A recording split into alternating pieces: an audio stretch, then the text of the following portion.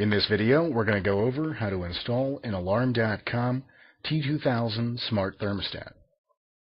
The first step you'll want to perform in any thermostat installation is turning off the power to your heating and cooling system. The easiest way to do so is to turn off the circuit breakers for your HVAC.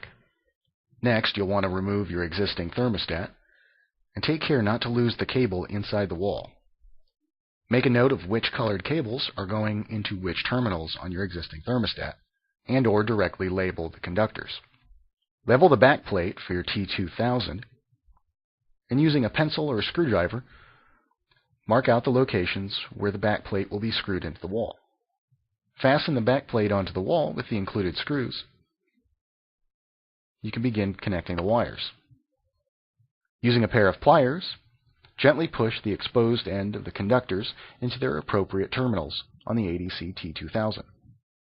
If your previous thermostat was battery operated only and did not use a C-wire, you'll want to check for an extra unused conductor in your thermostat cable.